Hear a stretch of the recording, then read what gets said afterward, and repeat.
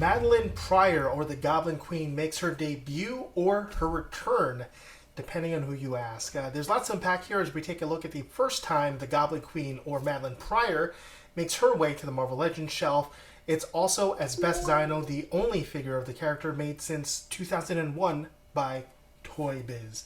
So, this is actually the second time we've seen this character from Hasbro, but only the first time it's been released, due to the first figure being a much, much more sultry comic book version of the character that was supposed to be a stretch goal connected with the ill-fated Hasbro Engine of Vengeance Ghost Rider set that didn't meet its goals for a variety of reasons.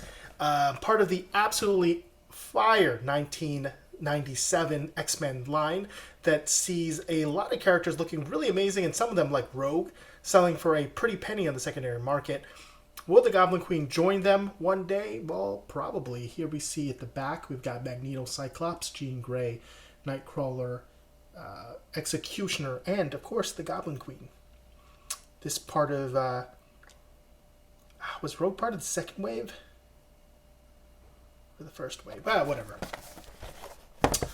Forgets. Anyway, Goblin Queen looking pretty cool. Comes with a baby, 2 extra fists, and power wisps, or whatever you want to call it, that typically comes with kind of like these mystic kind of characters. According to Cell Shade, this collectible 6-inch scale action figure is detailed to look like the Goblin Queen from Marvel Studios' X-Men 97. Bring the excitement and wonder of the Marvel Universe to your collection with Hasbro Marvel Legends Goblin Queen and other X-Men action figures. This collectible figure is inspired again by Madelyn Pryor and her appearance in the animated series. A great gift collector for fans ages 4 and up. I don't know if a 4-year-old wants this kind of action figure.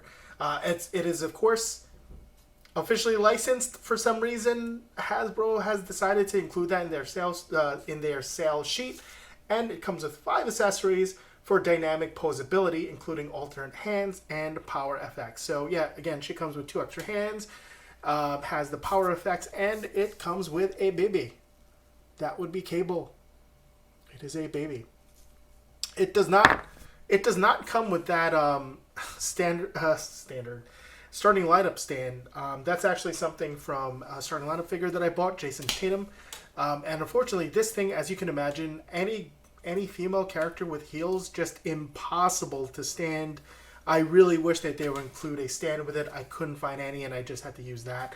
Just whatever, roast me about it. I don't care. And she is the Jean Grey doppelganger who shakes up their X-Men to their core and becomes a fierce enemy of the X-Men after her mind is corrupted by Mr.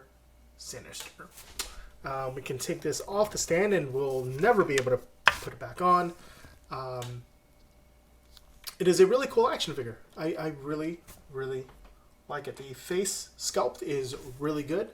It's got a lot of detailing that you would expect. She kind of looks evil without being like, I don't know what you want to, like an exaggerated evil. The hair looks really nice. And the cape is actually really, really heavy. So that also leads to not being able to stand this figure. If the cape was actually a little bit longer, might have been able to stand it by propping it against it, but that's the way the action figure falls. And taking a look at articulations, we got swivel hinge ankles, double hinge knees, which are pinless, swivel thighs, ball jointed drop down hips, ball jointed torso hinge, standard ball jointed shoulders, ball jointed head, swivel hinge shoulders, double hinge elbows, which are pinless, and swivel hinge waists. Again, forgive me. As stated before, the starting lineup base does not come with it. Really wish it did come with a base, but there is the baby. So that's cool. You shouldn't stand on it, though. But, I don't know.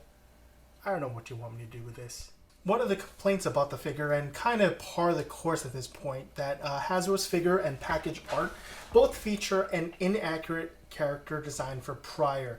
Now, there should be a bit of skin showing between the thigh-high boots and the, I guess what you want to call it, the bikini line here.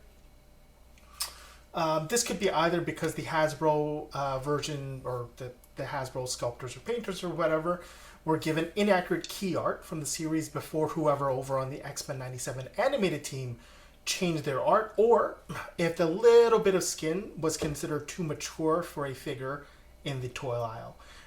Either way, fans have found a way to get around it by painting their figures and having some shared tips and tricks online about how to color match the slightly overly pinkish skin, in my opinion. It's kind of like an unnatural pink, but you know, whatever. Anyway, you'll also find Iron Man behind there, and Iron Man is is holding Madelyn Pryor upright. So without him, she'd just be falling right over.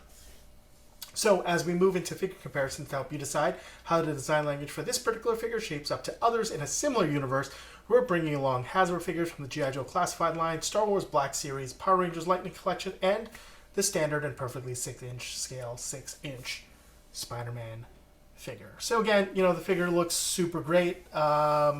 You know, not too many issues with it.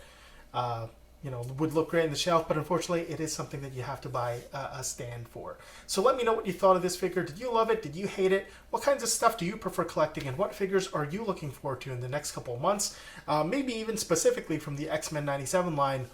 That series was amazing. Really looking forward to the next season. It's going to be astounding. Anyway, thanks for watching. Stay tuned for more content.